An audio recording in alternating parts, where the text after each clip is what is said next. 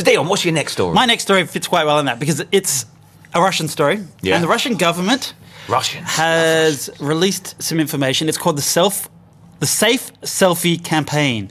Yeah. And so it's a brochure on how to take a selfie safely. Yeah. This is going to get really tongue-twisted, this story. Yeah. So they've got a whole campaign. They've got a pamphlet which is going out to all government organizations and all school organizations.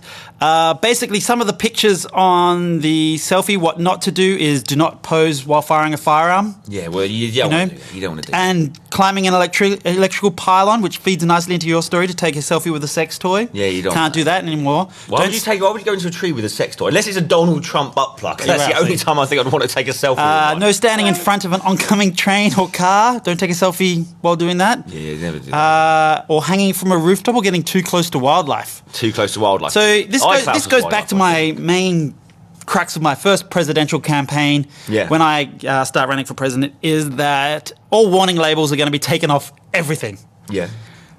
So then the stupid will just kill themselves. But what about people with nut allergies? They might buy a packet of nuts thinking it doesn't. Well, then it'll say contain nuts. That's not a warning as such. The warning is on an iron saying do not iron clothes while wearing them. Well, that is very dangerous. I mean, that's very dangerous. But the reason why they had to put that on. I've got to be honest. I've done that once. You know when you put a shirt on. I'm glad there's video here today so they can see me rolling my eyes.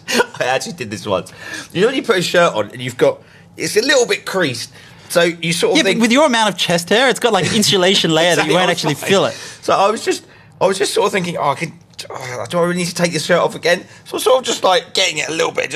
I could do this. I did burn myself actually, and I realised that you actually can't iron with your clothes on. It's very difficult. So you would not make it past probably day 5 of my presidency. Yeah. Oh well, silly me.